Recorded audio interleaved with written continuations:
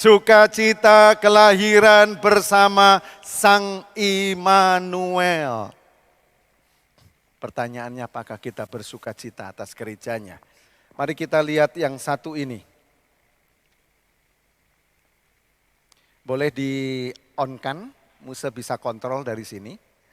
Ya, silakan diputar suara audionya. Kami merasakan kehadiran Tuhan, merasakan pertolongan Tuhan dan kebaikan Tuhan itu pada saat penantian anak kedua kami, Joseph.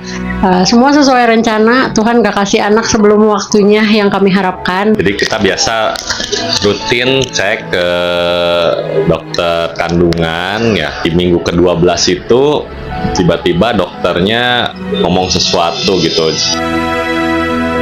Dokter bilang bahwa kemungkinan anak yang lahir akan menderita kelainan jadi korupsi. Tetapi Sandi dan dia memutuskan menyerahkannya ke Tuhan. Mereka mengalami badai kehidupan, mengalami sesuatu yang tidak pasti. Mereka hanya bisa berpasrah kepada Tuhan dan melalui dokternya Tuhan menguatkan mereka. Tetapi mereka mengambil bagian untuk berdoa di gereja, untuk berpuasa, untuk membawa diri kepada Tuhan, memohon pertolongan Tuhan.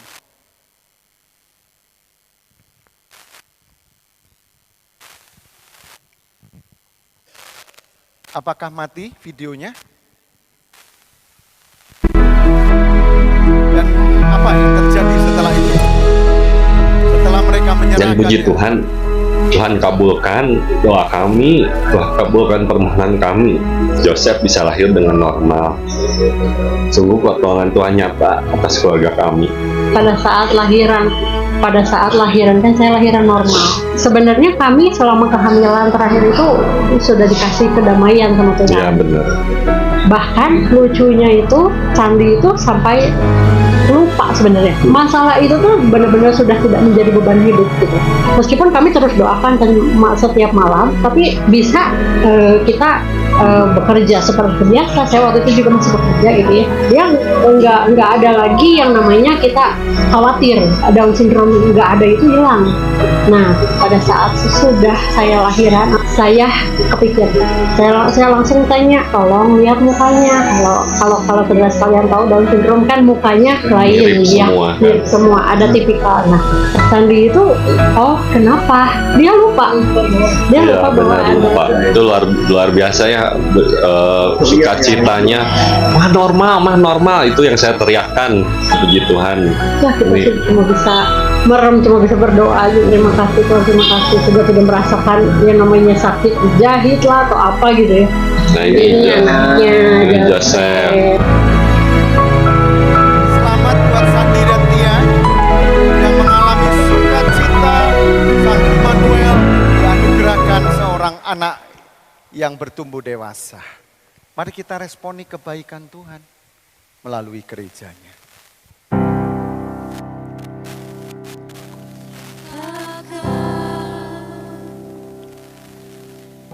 Rahmat-Mu nyata bagiku, hidupku dalam genggam tangan-Mu.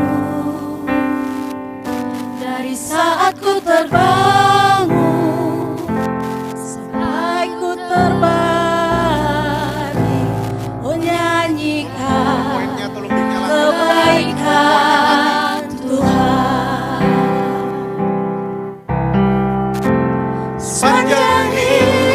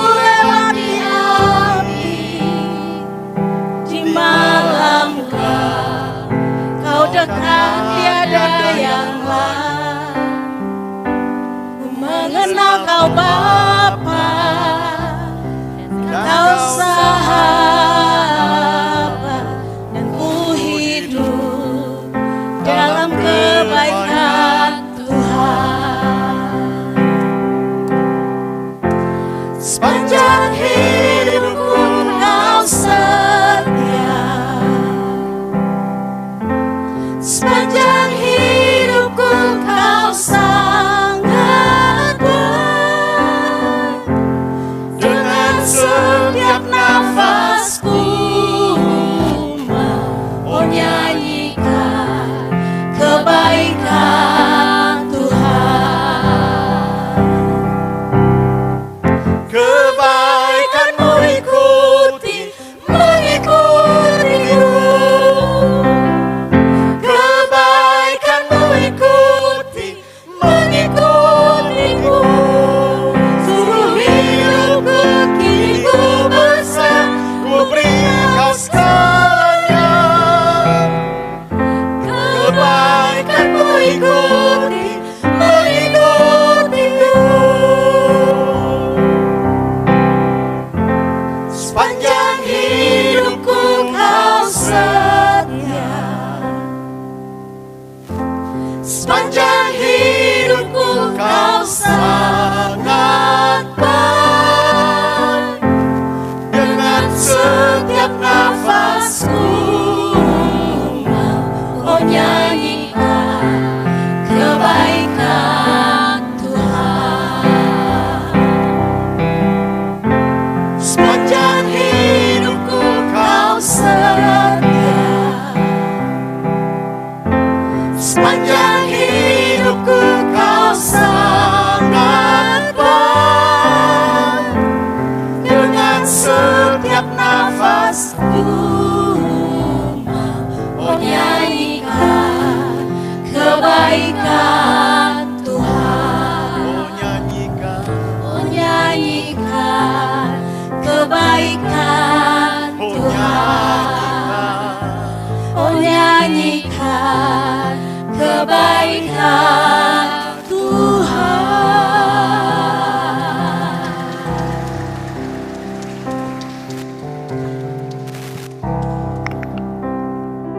Apakah bisa PowerPoint Muse? Kalau nggak bisa berarti Muse mengalami ujian, tes teologi di jemaat. Artinya bahwa kesukaan akan sebuah kelahiran itu sebetulnya bukan hanya kita, tetapi Tuhan itu menghendaki bahwa anak-anaknya itu boleh mengalami, yaitu sukacita akan gerejanya. Pertanyaannya sekarang adalah begini, seberapa berharganya gereja atas kita? Dan seberapa suka kita kepada gereja? Mari kita sejenak untuk kita introspeksi. Bahwa sesungguhnya Roh Kudus diberikan di masa Pentakosta bukan untuk hal apapun yang kita perlukan. Sekalipun itu perlu. Tetapi yang utama Roh Kudus itu melahirkan sebuah gereja. Kejadian Sandi dan Tia itu menunjukkan satu refleksi. Kalau seorang manusia aja menginginkan seorang yang dilahirkan tanpa cacat, normal. Semuanya ketika mengalami badai, dia tidak mengetahui, belum pasti. Tapi sudah ketakutan. Tuhan itu Maha tahu, saudara. Tuhan tahu yang terbaik buat buat anak-anak Tuhan. Tuhan tahu yang terbaik buat domba gembalaannya. Tuhan tahu seberapa berharganya. PowerPoint saya tolong di-on-kan supaya Musa bisa kontrol. Tahu seberapa berharganya, tahu Tuhan seberapa cintanya. Dia tidak akan memilih ciptaan yang lain. Karena dia tahu, dia maha hadir, dia mengetahui segala-galanya. Apa yang terbaik buat ciptaannya yang baru, buat domba gembalaannya. Di dunia yang begitu jahat, di dunia yang akan binasa. Tuhan tahu, karena itu Tuhan mengutus Roh Kudus untuk melahirkan gereja. Mari kita baca seberapa berharganya gereja buat Yesus. Yesaya 43:4, 1, 2, 3. Oleh karena engkau mulia. Tuhan itu mengasihi banget. Dia rela mati di atas kayu salib hanya untuk sebuah ciptaan barunya. Belum bukan hanya ciptaan baru, manusia-manusia diselamatkan, tetapi Tuhan tahu mengumpulkan mereka di dalam rumahnya, karena itulah tempat yang aman. Dan dia bukan mengabaikannya, tetapi dia mencintai rumahnya. Kita baca sama-sama. 1, 2, 3 Yohanes 2:17. Maka teringatlah murid-muridnya bahwa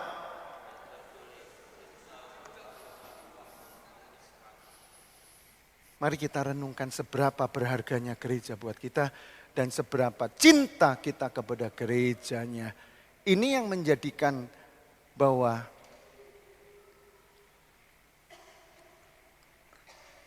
Tuhan mengutus Roh Kudus untuk memberitahu kita, kembalikan semua umatnya, menyadari bahwa ketika Tuhan menghargai gerejanya, Tuhan mencintai gereja karena Tuhan tahu apa yang penting buat umat Tuhan, supaya umat Tuhan boleh masuk di dalam yang disebut dengan keluarga Allah. Kelahiran Joseph bukan merupakan kelahiran di luar keluarga Sandi dan Tia. Tetapi dia tahu keluarga kerajaan Allah itu adalah keluarga. Kerajaan Allah itu keluarga. Pertemuan di sorga itu keluarga.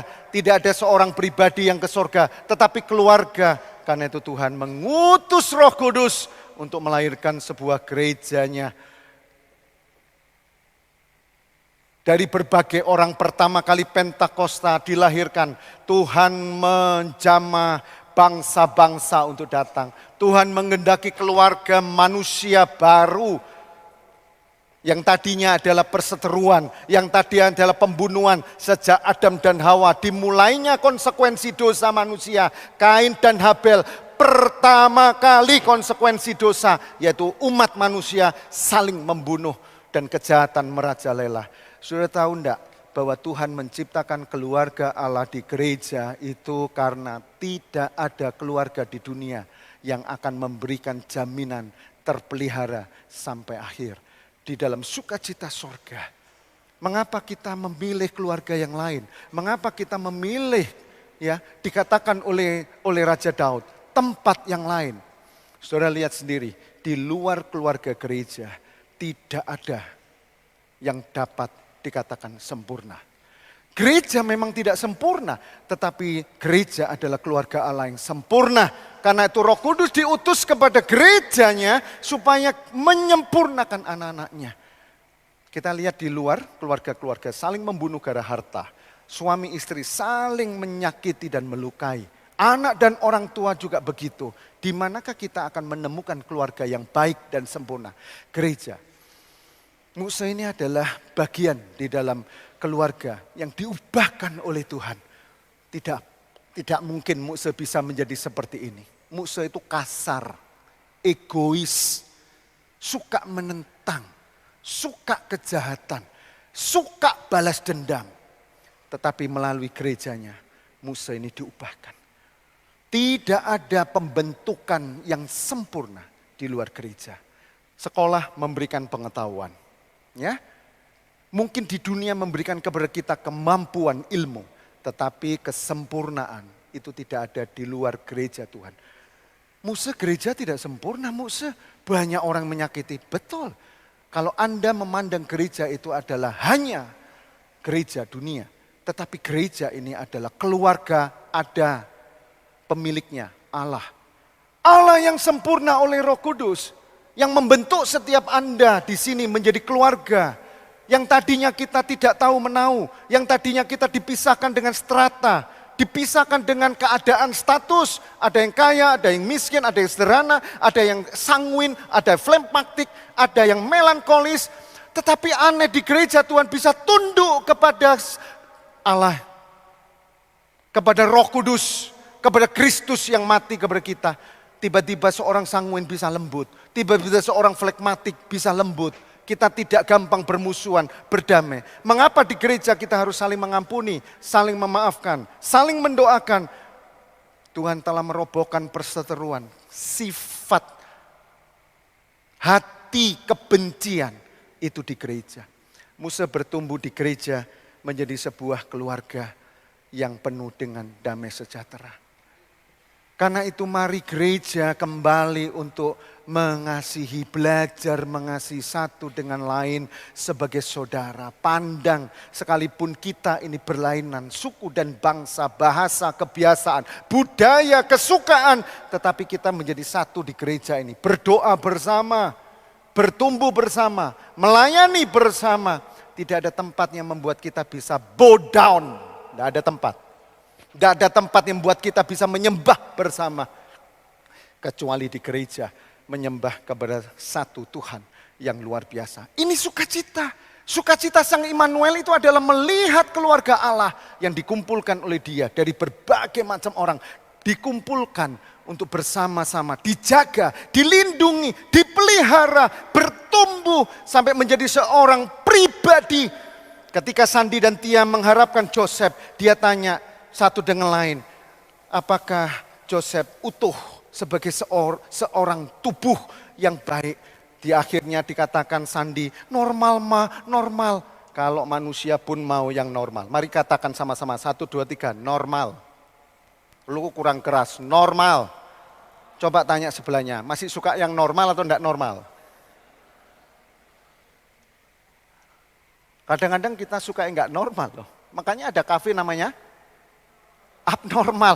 Musa enggak mau ke sana, takut nanti abnormal. Bagaimana yang normal sebetulnya? Enggak ada keluarga di sini menginginkan anaknya itu cacat. Ketika Sandi dan Tia begitu tahu, dia lupa bahwa mereka sedang menghadapi badai, yaitu ketidakpastian anaknya ini normal apa tidak. Dia menjadi seorang yang bertubuh atau tidak, normal atau tidak. Tetapi Tuhan, demikian juga Tuhan memandang sebuah gereja itu, Tuhan mengendaki gereja ini itu tubuh. Gereja itu bukan sebuah benda, gereja itu bukan gedung, tetapi keluarga yang isinya tubuh dari satu yang adalah Yesus, roh, dan satu yaitu tubuhnya. Makanya Joseph kayak siapa? Sandi atau Tia? Kadang-kadang mereka tengkar, kayak papa atau kayak mama. Tetapi entah seperti siapa, tapi dia berasal dari benih yang terbaik, yaitu orang tua. Ketika dia hadir di dunia, dia langsung memanggil Pa, Ma. Setiap orang percaya itu selalu memanggil Papa di surga. Itu menundukkan kita, itu satu tubuh milik Tuhan. Sah siapapun Anda, ketika Anda percaya Yesus, Anda itu adalah tubuh yang dihargai Tuhan. Ya, bukan cuma dihargai, disukai. Bukan tubuh yang tidak lengkap, tetapi tubuh yang lengkap, yang tubuh memiliki anggota. Pa normal, pa normal anak kita. Kira-kira Tuhan akan melihat gerejanya hari ini gimana? Normal apa enggak normal? Sebuah tubuh memiliki anggota dan anggotanya itu banyak. Dan setiap anggota punya tempat yang khusus. Ada tangan, ada kaki, ada telinga, ada mulut. Demikian Tuhan memandang gereja. Kenapa kita cenderung menginginkan yang normal kepada sesuatu yang fana, sesuatu yang sementara. Tetapi kepada yang ilahi kita sering-sering memutuskan satu tangan. Kita buang kaki yang satu. Dan kita berbahagia merasa bahwa tubuh kita sehat. Enggak, Tuhan lihat gereja kita kok putus-putus. Makanya kita bersyukur Kak Imtong memulai gereja perdana baru untuk kumpulkan, yaitu orang-orang di tempat yang khusus. Tubuh gereja ini adalah banyak anggota. Ada yang main piano, ada yang kolektan, ada yang culing. Setiap anggotanya adalah tubuh yang dihargai Tuhan. Dan tubuh yang disukai Tuhan. Dan tubuh yang dikehendaki oleh Tuhan. Adalah tubuh yang menjadi dewasa seperti Joseph. Ketika dia itu kecil, baru janin. Sampai keluar baru 0 tahun. Sekarang Joseph sudah menginjak sekian tahun. Diinginkan Joseph menjadi seorang yang tumbuh. Gereja demikian Tuhan juga memandang. Tuhan menginginkan gereja itu bukan tubuh yang sakit. Gereja bukan tubuh yang potong-potong. Gereja bukan tubuh yang tidak lengkap. Gereja diinginkan Tuhan adalah tubuh yang lengkap. Tubuh yang semakin baik. Joseph disekolahkan di sekolah Kristen. Joseph diberi makan yang bagus. Joseph dipotongkan dengan potongan yang seperti papanya bagus. Joseph diberi tenaga yang bagus. Dileskan renang, dileskan Inggris. Sesungguhnya gereja pun dikirim oleh Tuhan. Rasul, nabi, penginjil, gembala, dan pengajar. Untuk membuat gereja ini bagus. Gereja ini bertumbuh menjadi seorang mempelai. Supaya kita tahu Tuhan itu menghendaki gerejanya. Itu bukan hanya sekedar kumpulan orang-orang yang biasa. Tetapi Tuhan menghendaki adalah seorang mempelai. Mempelai yang cantik. Yang menyongsong mempelai Yesus Kristus yang datang kembali. Pernahkah kita berpikir sampai seperti itu tentang gereja? Atau kita hanya berpikir gereja itu hanya sesuatu yang kita lakukan rutinitas. Padahal Tuhan sangat menghargai gerejanya. Dan dia sangat menantikan gerejanya untuk bertumbuh. Mengapa Tuhan tidak datang yang kembali? Kenapa Tuhan belum datang kembali? Jangan-jangan Tuhan sedang menunggu gerejanya untuk menjadi mempelai yang cantik-cantik. Musa percaya ke depan ini gereja KM Tong akan semakin cantik. Gak ada amin saudara. Coba lihat sebelahnya. Tambah ganteng, tambah cantik enggak? Rohani. Secara fisikal oke. Tetapi secara rohani harus. Ayo katakan sebelahnya. Aku doakan kamu. Kamu semakin cantik dan ganteng secara rohani. Amin. Gereja ditunggu sama Tuhan. Gereja itu bukan berbicara mengenai gedung, tetapi Anda dalam mempelai. Anda lihat kerohanianmu cantik apa enggak hari ini? Coba tanya sama suamimu, tanya sama istrimu, tanya anak-anakmu, tanya pembantumu, tanya pegawaimu. Apakah Anda menjadi seorang yang semakin menyukakan Tuhan? Rasul Paulus mengingatkan, Roh Kudus diutus untuk mempersiapkan gerejanya menjadi perawan yang suci, dimandikan dengan air baptisan dan firman, diajar. Ketika Pentakosta datang, seluruh murid-murid Tuhan menjadi keluarga Allah yang dimurnikan dengan firman, dengan baptisan, dan mereka dilengkapi untuk pertumbuhan sebuah pelayanan. Tuhan memberikan gambaran sebagai seorang suami istri yang tidak akan pernah menginginkan suami seorang yang cacat. Mendapatkan istri yang cacat, mendapatkan suami yang cacat. Tetapi suami yang perfect, suami yang sempurna. Demikian juga Tuhan. Kegigihan saudara, ketekunan saudara sampai hari ini berapa puluh tahun. Saudara sedang ke gereja ini mengalami badai kehidupan, berhenti sejenak. Tidak apa-apa, tetapi Anda harus lanjut. Kenapa? Tuhan menginginkan Anda supaya tak bercacat cemerlang. Dan Anda tidak berkerut, tetapi Anda serupa dengan Yesus. Karena itu jemaat harus tunduk kepada Kristus. Mau dibentuk, mau dilayani, mau untuk dilengkapi, mau untuk dipanggil. Untuk dipersiapkan menjadi sebuah gereja mempelai Yesus. Makanya ada gereja yang namanya kabar mempelai. Enggak apa-apa untuk memotivasi mereka supaya umatnya juga boleh mempersiapkan diri sebagai mempelai. Tapi kenapa gereja kita tidak pakai nama itu? Kita pakai nama Immanuel. Kenapa? Sang Immanuel sedang menanti, yaitu mempelainya.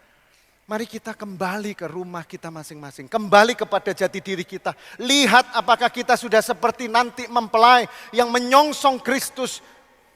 Yang menjadi cintaannya dan kesukaannya.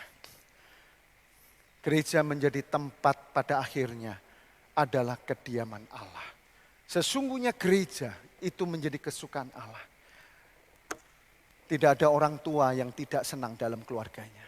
Tidak ada orang tua yang tidak senang melihat anaknya bertumbuh. Tidak ada orang tua yang tidak menanti cucu. Termasuk Muse dan Semu menanti cucu. 4 laki-laki besar sudah Muse sekolahkan. Sudah Muse kasih makan. Sudah Muse doakan. Tinggal cucunya belum. Ayo cari yang minimal secantik mamamu. Tapi kalau bisa lebih cantik, lebih baik. Tidak ada orang tua yang kelayapan keluar. Ada kalau keluarganya kayak neraka, ada, enggak suka orang tua. Tapi yang normal, orang tua senang duduk. Waktu Cynthia datang, nih kasih angpo, satu. Senang lihat cucu. Apakah Tuhan enggak senang toh? Karena itu gereja itu tempat tahta Tuhan. Untuk apa? Setiap minggu itu Tuhan itu bertahta di sini. Untuk melihat mana cucuku. Si A, si B, si C. Mana anakku? Loh Pak, masa sudah lupa Pak? Kadang-kadang orang tua sudah saking tuanya 80 lupa ya. Ini anak apa menantu, lupalah. Tapi yang diingat cucu-cucunya. Normal bukan? Demikian Tuhan juga ingin. Tuhan kalau bertata di sini tanya, kok Andi mana? Pak Dance mana? Cidede mana? Mana? Tidak ada. Gembala yang akan cari kamu. Kemanapun kamu pergi aku akan cari. Orang tua yang bersuka cita atas anak-anaknya. Orang tua yang tidak membiarkan yaitu keluarganya tidak ada. Karena itu Daud mengatakan betapa senangnya aku ini di rumahmu Tuhan. Betapa senangnya tempat kediaman. Pertanyaannya apakah kita semakin senang dengan gereja atau enggak? Jujur. Apakah kita semakin menghargai gereja atau tidak? Raja Daud mengatakan, nomor satu sebelum aku pergi kediaman Tuhan. Sebelum aku menutup mata, kediaman Tuhan aku sediakan. Musa percaya bahwa setelah kita memahami bahwa gereja adalah disukai Tuhan. Mulai hari ini Anda memprioritaskan gereja nomor satu. Sebelum buka toko Musa, saya ke gereja. Sebelum saya rekreasi, saya harus ke gereja. Saudara, kita bersyukur Kak Imtong menjawab akan kepenuhan ini. Bukan tidak boleh pergi Pangandaran, pergilah. Musa juga senang melihat orang senang. Musa paling sedih kalau lihat saudara sakit. Kunjungan yang paling tidak enak. Tapi kalau kemana? Pergi Pangandaran, aduh ikut senang. Tapi tidak senang kalau Anda tidak memprioritaskan gereja. Anda lupa bahwa yang disukai oleh Tuhan adalah gerejanya. Tuhan sedang duduk menanti saudara. Tapi Anda menanti orang lain. Kesimpulannya gereja yang dilahirkan oleh Roh Kudus adalah satu. Gereja adalah keluarga Allah. Di dalamnya ada tubuh yang bertumbuh secara fisik lengkap. Dan rohani dewasa menjadi mempelai Kristus. Dan ingat, semakin disayang Tuhan. Kalau orang disayang Tuhan, katakan pasti. 1, 2, 3. Disayang manusia. Pasti kalau Musa semakin disayang Tuhan, pasti Anda sayang. Yesus juga mengalami pertumbuhan yang begitu besar. Bapa di sorga menghendaki Yesus bertambah hikmat, bertambah dikasih Allah dan manusia. Ketika Pentakosta orang-orang semua berkumpul di satu tempat kediaman Allah. Dia hidup saling mengasihi, bertumbuh, saling belajar, berdoa, memecahkan roti. Dan yang luar biasa adalah mereka disukai semua orang. Dan Tuhan menambahkan jumlah orang-orang percaya. Kita rindu tahun depan gereja ini dipenuhi dengan orang-orang yang mengalami kebaikan Tuhan. Amin. Orang-orang yang sudah menghargai Musa, aku sudah ngerti Musa. Ikut Tuhan itu enak. Enak pisan. Sebelum rekreasi aku pergi gereja, sebelum buka toko ke gereja, aku bertumbuh belajar dibentuk di gereja, di setiap komisi aku di gereja. Karena Yesus selalu berdoa untuk murid-muridnya di gereja, supaya mereka hidup di dalam kasih, kekudusan, dan firman yang diajarkan setiap pertemuan mereka. Yesus berdoa kepada gerejanya. Demikian Tuhan menginginkan supaya gereja yang adalah tubuh Kristus, yang adalah mempelai Tuhan, maka Tuhan menghendaki supaya Anda dan saya untuk saling bersekutu satu dengan lain. Ya, saling bersalam-salamlah, dengan kasih yang murni, kasih yang hangat.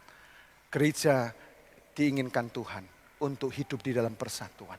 Mulai hari ini, tolak segala sesuatu yang menimbulkan perpecahan di gereja. Anda berhak berkata, no way. Loh, berarti bertengkar? Enggak, saya mengalah, saya sabar. Orang kalau sudah suka kepada seseorang, kepalanya dikasih. Itu teorinya orang Cina, kalau berdagang. Kalau dia sudah menyentuh hati konsumennya, kepala dikasih, apa saja dituruti. Gereja dipanggil adalah untuk supaya bijaksana. Mulai hari ini gereja harus bijaksana kepada yang baik. Kita mesti harus bijaksana dong, ya, kepada yang baik. Tetapi bersih terhadap yang jahat. Tidak ada kompromi. Tidak boleh ada yang namanya KKN, tidak boleh. Tidak boleh ada namanya yaitu suap, tidak boleh. Tetapi yang ada adalah bersih terhadap yang jahat. Karena apa?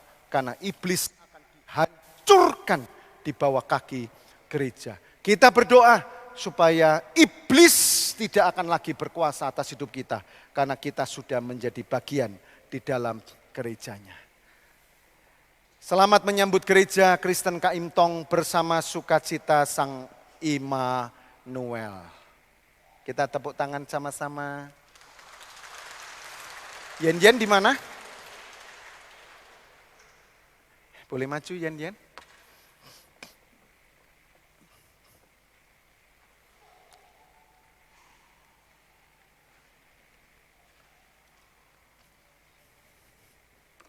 Boleh di sini? Yen akan mewakili, silakan mau ambil ini. Yen akan mewakili kita untuk menyanyikan sukacita bersama ya kelahiran gerejanya. Di PowerPoint Mukse sudah ada Sona, jadi bisa klik. Di PowerPoint Mukse sudah ada di bagian terakhir belakang. Kita akan bersukacita bersama. Kita mau menghargai ya, menghargai gereja Tuhan lebih sungguh. Naik satu tingkat, dua tingkat boleh. Supaya bisa sudah sini jangan takut.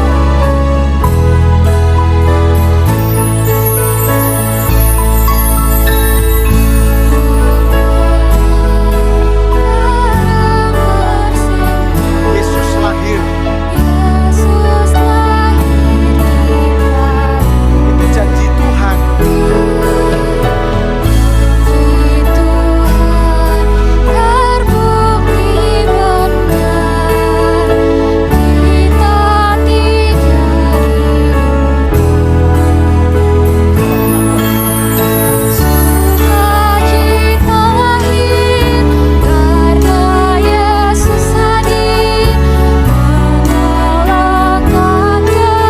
Kehadiran Yesus di gereja mengalahkan kesuraman. Tidak ada lagi yang bisa memisahkan kita dengan kasih Tuhan. Kita dengan kasih Tuhan. Jemaat boleh mengikuti bait kedua ya. Yuk sama-sama.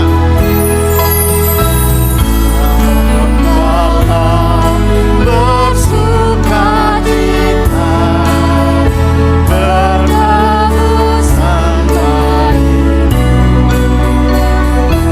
coba jemaat sendiri.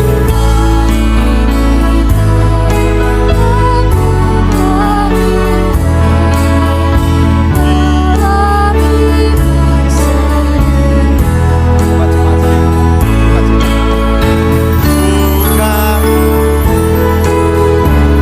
Karena Yesus hadir menolong. Bait ketiga jemaat harus nyanyi loh ya.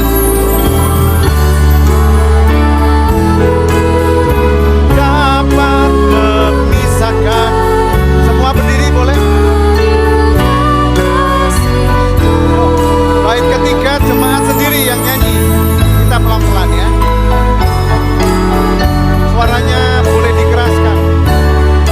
Audio. Ya. Apa melanda dunia, kita merangkap bersama Dia Sang Immanuel. Ajar sama-sama. Sukacita lahir karena Yesus hadir mengalahkan kesuraman.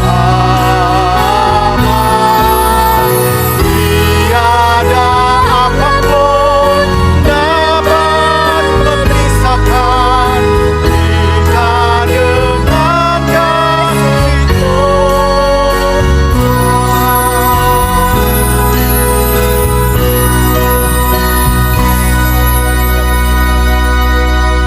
Ambillah komitmen pada pagi hari ini. Katakan kepada Tuhan, Tuhan mulai hari ini aku akan menghargai gerejamu. Aku akan bersuka atas gerejamu. Tempat untuk aku dalam keluarga Allah. Sehingga aku boleh bertumbuh menjadi pribadi yang lengkap, yang normal, yang sehat secara rohani, cantik secara rohani. Dan aku disukai oleh Tuhan sebagai mempelainya. Dan pasti aku disukai oleh keluargaku, aku disukai oleh teman-temanku, aku disukai oleh masyarakat Tasikmalaya. Sehingga aku akan membuat gereja lagi. Aku akan merintis sebuah keluarga. Bahkan aku akan mengajak orang masuk dalam keluarga Allah. Inilah doa kami Tuhan Yesus. Dalam nama Yesus. Semua yang percaya katakan.